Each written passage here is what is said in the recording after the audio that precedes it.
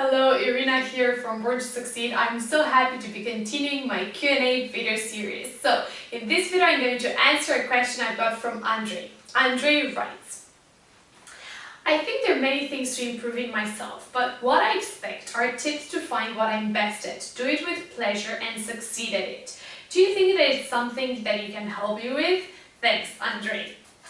Thank you so much, Andre, for asking this question. I think that millions and millions of people around the globe are asking themselves, what am I good at? What are my true passions? And what's my purpose in this life? So you're definitely not alone in this. Now, I have so many ideas and tips that I want to share with you. But before I get on to them, let me ask you a question.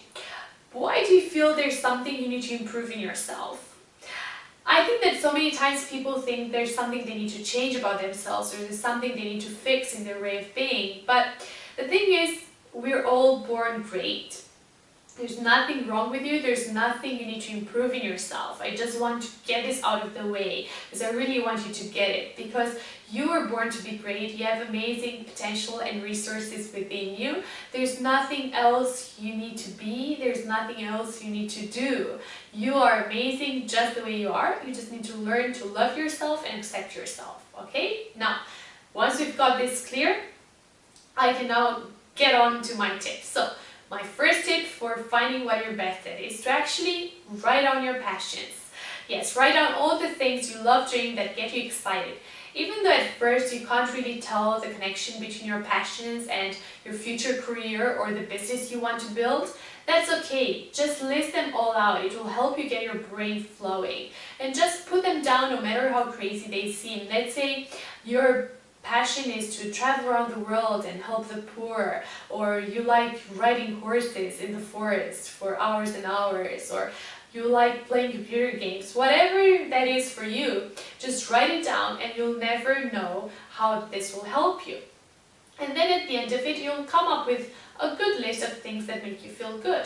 And then you'll ask yourself, okay, how can I turn this into a career where I can succeed at it and it'll help me make some money that will help me pay the bills, right? So it's okay if you don't have the answer at first. You might see a thread and a connection between all these things, and it will actually help you get an idea of an industry you want to work in. But if you don't have a specific idea yet, that's fine. Just ask yourself that question, because your subconscious mind will come up with the answer. So ask yourself, okay, what do I need to do in order to transform my passions into a career? And one day can be weeks or months, whenever the timing is right for you. Your subconscious mind will provide you with the answer. It will just hit you one day in the most unexpected way possible, and you'll wake up one morning knowing what you have to do. Because I feel that deep inside we all know what we're meant to be, we all know what our purpose is. It's just a matter of allowing it to come to the surface and rediscovering ourselves. Now, my second tip that I want to give to you is to actually ask yourself better questions, empowering questions that will help you come up with better answers.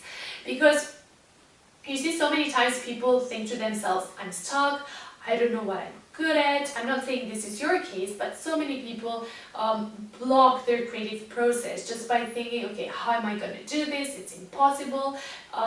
It's just not happening for me. So what I want you to do is this exercise. Imagine for a moment that we live in an ideal world where anything is possible, where you have all the money, all the resources, and all the skills you think you need.